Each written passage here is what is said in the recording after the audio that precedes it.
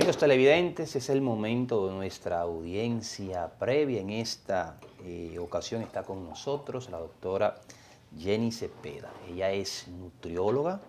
Con ella vamos a conversar sobre los mitos de la insulinoterapia, complicaciones y qué nos va a recomendar para prevenir esta situación de salud. Buenas tardes, doctora. Bienvenida al Tribunal de la Tarde. Buenas tardes, Eduardo. Gracias por la invitación, gracias por abrir este espacio que tanto llega a los dominicanos para hablar de este tema tan importante. ¿Qué le parece, doctora? Un brindis. Un brindis. Del ¿Qué le parece café un brindis del mundo? de café de mano de nuestra Esta hora, compañera qué Carla Sí, para gracias. retomar, Hola, Carla. renovar fuerzas Muchas gracias. y seguir adelante? Aún Gracias. quedan muchas horas por trabajar. Gracias. Así es. Café Santo Domingo, el mejor café del mundo. Doctora, mitos en la insulinoterapia. Primero, ¿qué es la insulinoterapia? La insulinoterapia es una de las herramientas para llegar al control metabólico de un paciente con diabetes. Necesariamente cuando se empieza el tratamiento con insulina es porque ese paciente sencillamente ya no la produce. Y cuando hablamos de los dos tipos de diabetes más común, diabetes tipo 1, diabetes tipo 2, tenemos que hacer una distinción porque en el diabético tipo 1 generalmente utiliza insulina en el justo momento de su diagnóstico, pero cuando hablamos de diabetes tipo 2, entonces es probablemente que cuando tenga el diagnóstico de esta condición, no necesariamente la requiera desde que se diagnostique. Generalmente hay una pérdida progresiva de la insulina en el diabético tipo 2 y en estos casos es que utilizamos insulina cuando ya no hay ninguna reserva. Por lo que hay muchos tabú, mitos ¿Cuáles son los tratamiento. mitos que ciernen hacia alrededor de ese tratamiento? Lo primero es que cuando a una persona le dicen generalmente que tiene que utilizar insulina, entiende que se le ha acabado el mundo. Sí. Sobre todo en el diabético tipo 2, donde el momento del diagnóstico... No entienden que esa hormona ya no está generando. Y generalmente en el diabético tipo 2, cuando se hace el diagnóstico, es silente. No se sentía nada, lo que se sentía eran síntomas muy simples, como que orinaba mucho en la noche, que le daba mucha sed en el día, que se sentía muy cansado. Entonces, generalmente esos síntomas lo asocian con que está muy cansado, que ha trabajado mucho, que estamos en un clima con mucho calor y muchas veces se niegan a este diagnóstico. Entonces, generalmente cuando te dice, bueno, usted es diabético y o diabética, y tiene que utilizar insulina, generalmente hay una barrera de primera intención. Ahora hay una situación, doctora, que eso conlleva a que la gente, independientemente de que si usted no se tenía que levantar en varias ocasiones en la noche a orinar, ahora con las altas temperaturas, eso indica que usted está tomando más líquido, por lo que lo lleva a eso. Sí. No pudiera haber confusión en ese sentido. Hay que hacer diagnósticos diferenciales y generalmente cuando es hombre uno tiene que averiguar la próstata, porque generalmente cuando la próstata está aumentada de tamaño también da con orinar mucho. Pero estamos hablando ya en el momento que se ha hecho un diagnóstico oportuno y que se ha descartado y que generalmente el paciente cuando ya necesita insulina, generalmente el primer mito es ese: se me acabó el mundo, es un diagnóstico de muerte.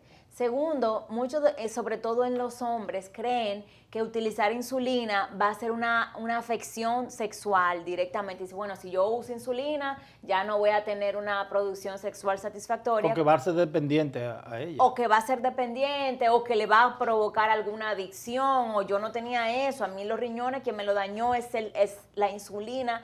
Generalmente estas son de las cosas que piensan, porque en el momento cuando tú necesitas insulina, ya hay otros órganos que se han dañado y muchas veces en estos casos puede ser el riñón. Entonces asocian el uso de la insulina con el daño al órgano, cosa que no es cierta. Pero hay, doctora, una relación entre la diabetes y la insuficiencia renal. Completamente. Y la presión arterial. Lineal. Sí, es una relación completamente lineal, porque la diabetes es una cantidad de azúcar que a través del tiempo ha dañado órganos. Y generalmente, si hay una predisposición en esa familia o en esa persona que tiene una enfermedad renal,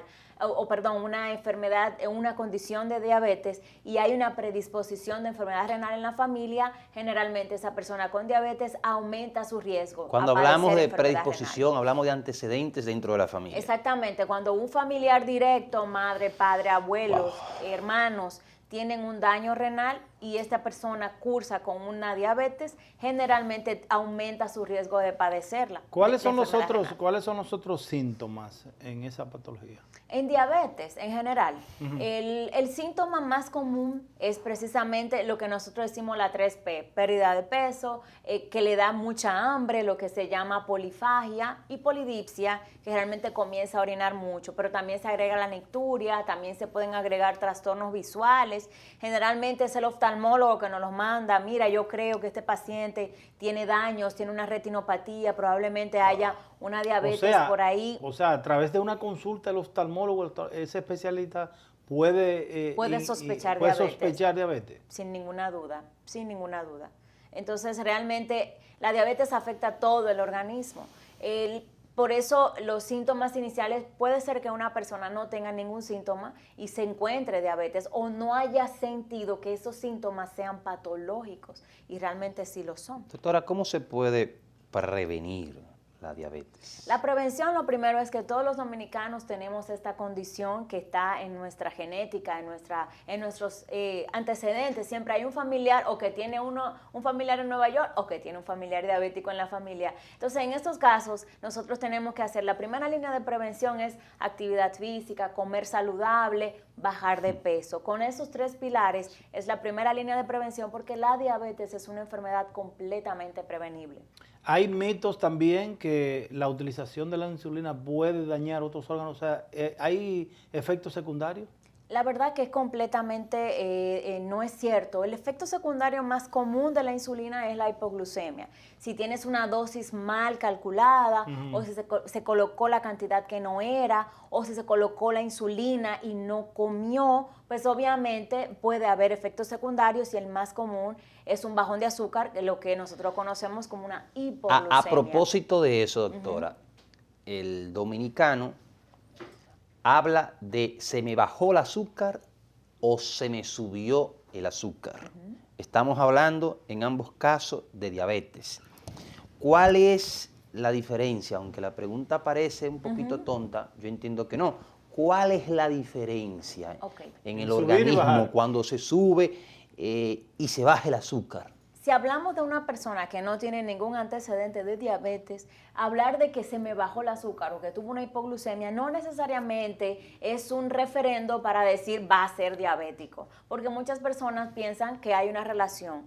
Lo que sí es cierto es que generalmente esta persona tiene un antecedente de sobrepeso u obesidad. Entonces, sí, cuando hay sobrepeso u obesidad, tienden a tener una cantidad exagerada de insulina porque ese páncreas está sobrecargando, tratando de sustentar una masa grasa, una masa que necesita más hormona. La insulina lo que hace es que lleva el azúcar, la glucosa desde la sangre a los tejidos. Entonces, podemos tener una hipoglucemia en personas que tienen sobrepeso o obesidad, por lo que se conoce una hiperinsulinemia. Pero no necesariamente una hiperinsulinemia es diagnóstico de diabetes, aunque sí es un signo de alerta, de que si no corregimos eso, tiene factores predisponentes.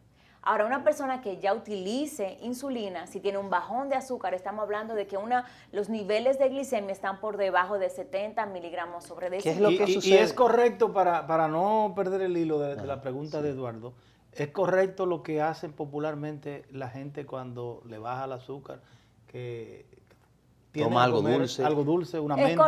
Es correcto. Si está despierto, si está consciente. ¿Y el trago de alcohol también? No, el de alcohol no va. No. El alcohol va a sinergizar esa hipoglucemia. En estos casos que hay estas condiciones, lo que se recomienda es tomar algo con azúcar, evidentemente miel, una cucharada de azúcar, no exagerado. Pero no me quedó claro. Sí. Hay gente que por varias razones tiene tragos en su casa, en la nevera. Yo conozco personas con diferentes patologías, entre ellas el bajón o la subida del azúcar, que cuando se le baja, acuden a un trago prudente, obviamente, no a embriagarse. Pero puro. Puro, a la roca. Ok, si toma un trago de alcohol y este alcohol tiene azúcares, por ejemplo, el vino, realmente no es la mejor fuente porque estamos buscando un azúcar simple que se absorba rápido y el alcohol es el peor ejemplo. no debe ser. Generalmente son jugos, puede ser un refresco, puede ser miel, puede ser azúcar. ¿Qué alimentos puede consumir el diabético? El diabético puede comer de todo, siempre y cuando sea en moderación. Puede comer arroz, puede comer víveres, puede comer yuca, puede comer cualquier fruta. Lo que siempre se recomienda es con moderación y debe comer como cualquier persona que quiere vivir sano. Yo no le puedo recomendar a un paciente con diabetes que se coma un bizcocho de postre. Claro. Jamás, ni a una persona que tampoco tenga, que quiera vivir saludable. Doctora, ni siquiera un día. Un mal día, obviamente. Por eso que un cumpleaños con galletica no pega. Hoy fue que yo entendí una expresión que utiliza un amigo muy cercano a mí. Yo no lo entendía y hoy no me digas que es bien. Con los comentarios que yo hago y él me dice, te van a declarar diabético. Ay. Entonces el diabético no puede participar del bizcocho. Puede comerlo, obviamente. Si utiliza insulina se hacen ajustes, si utiliza tableta también se pueden hacer ajustes. Generalmente lo que se recomienda... al hombre se recomiendan dos porciones de una bebida alcohólica que no sea destilada, tipo vino tinto. Pero al que no toma, no se le prescribe, tome. Claro. O sea, no, que el vino es para el corazón y que no, nunca se prescribe. Si usted no toma, no tome. Ahora, si toma y es hombre, dos porciones de vino, que realmente son 4 onzas, 2 copas al día. Conversamos con valga la aclaración, porque ya yo, las 2 porciones yo llevo por 2 botellas. Conversamos con la doctora Jenny Cepeda, nutrióloga, para los amigos que estén sintonizándonos en este momento. Doctora. No puedo dejar las mujeres, porque espérame, dijimos a los hombres 2 copas, pero la mujer, ¿qué tal? Una copa. Doctora, una copa al día. Suele suceder que las personas que se pasan de hora en una fiesta y de tragos, al día siguiente o hora después se descompensan. Tú lo sientes que están sudando de una manera desproporcional, que pierden el pulso, las fuerzas. Uno asume sin ser médico que se le bajó el azúcar porque el alcohol se la quemó, así se dice popularmente. Entonces, uno acude, lo digo porque le ha pasado a personas delante de mí, a proporcionarle fruta, un pedacito de guineo, lechosa. ¿Es correcto esa medida? ¿Realmente se le quema, se le baja el azúcar fruto de la ingesta desmedida de alcohol? Generalmente el que toma no come.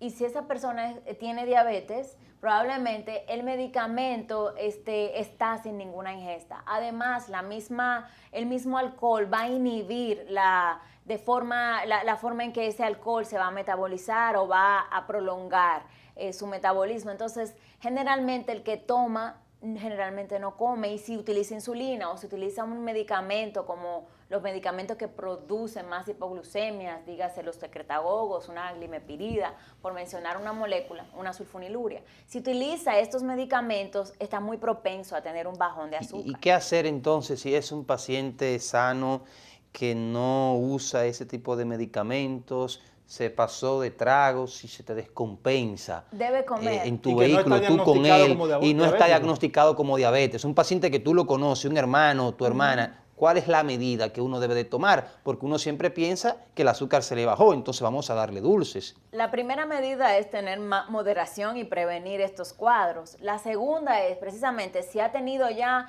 los síntomas de sudoración, hipotensión, que está entrando a la inconsciencia, que está hablando incoherente, es muy probable que sea una hipoglucemia importante, y en estos casos sí puede acudir a comerse una fruta, porque la fruta es un hidrato de carbono simple que se va a absorber rápido. La primera medida sería utilizar esto, o azúcar o miel, ponerse debajo de la lengua si está teniendo ya trastorno cognitivo en el que no responde. Realmente es válido, no líquido, sino untárselo alrededor de la boca para que vaya respondiendo, y si puede tener acceso a hacer una glicemia, tener un glucómetro. Se supone que los pacientes con diabetes deben estar identificados y deben tener un aparatito. Doctora, ¿cuántos tipos de diabetes existe? Y si usted pudiera, por favor, definirlo. Claro, realmente tenemos las más comunes son 4 tipos de diabetes. Diabetes tipo 1, que es aquella persona que no tiene ninguna secreción de esta hormona, que es la insulina, y necesita generalmente esta hormona de forma exógena desde el momento del diagnóstico.